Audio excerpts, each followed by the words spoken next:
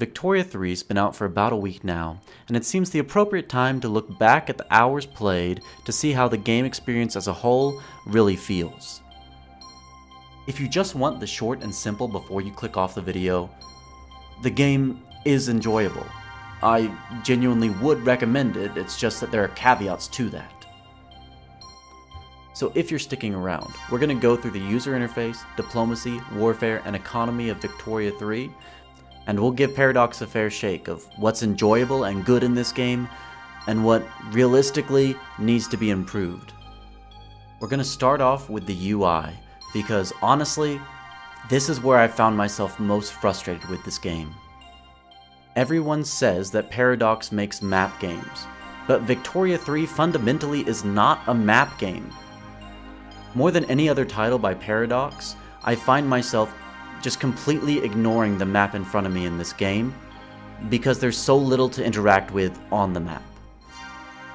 Of course, we'll save the army commanding for the warfare section. In Europa Universalis 4, if I want to manage the province, I'll click on the province. In Stellaris, if I want to manage a planet, I'll click on the planet. In Victoria 3, if I want to manage a province, I'll go through a mess of tabs on the top and bottom of the screen to find what I want to build and where.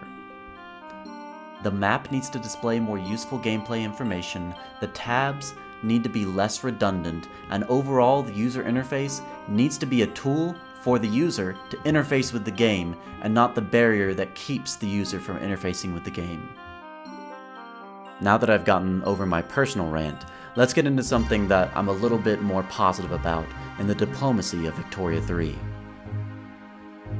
I really enjoy the way that this game approaches diplomacy. There's a large amount of diplomatic actions and interactions you can have between you and other nations, and there's a large amount of diplomatic ambiguity which makes for engaging gameplay. Just because my nation is best friends with the US diplomatically doesn't mean they'd be chill with all the things that I do. And if I invade the wrong neighbor, perhaps they decide to join in with them to fight against me. And as a side note, before we leave diplomacy, I do really enjoy the map touch that subject nations are colored in their overlord's map color. Now we're on to the section that I have the least to talk about. Warfare, to me, in this game, looks like Paradox just waved the white flag.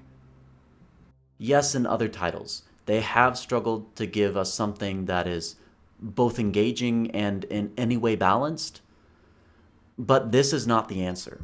The warfare system of this game is you tell your soldiers to war, and then the war happens, and that is all there is.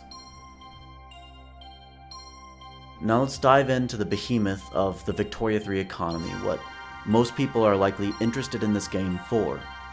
Now when compared to Victoria 2, it is much less opaque.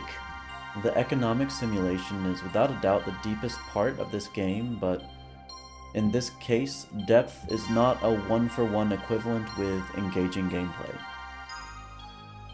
Transport Tycoon Deluxe has about an equivalent supply chain simulation, so we really need some more spice added here for interest.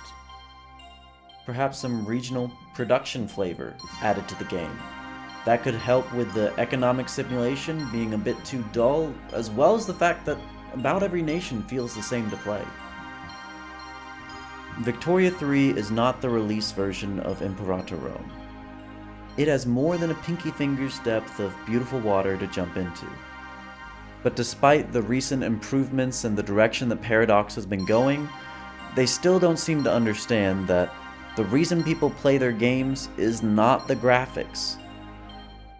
So while I'm not expecting to see CK2 levels of depth come out of Victoria 3, I do want us to delve deeper into the gameplay, into the flavor, and give us some more enjoyable and rich experience.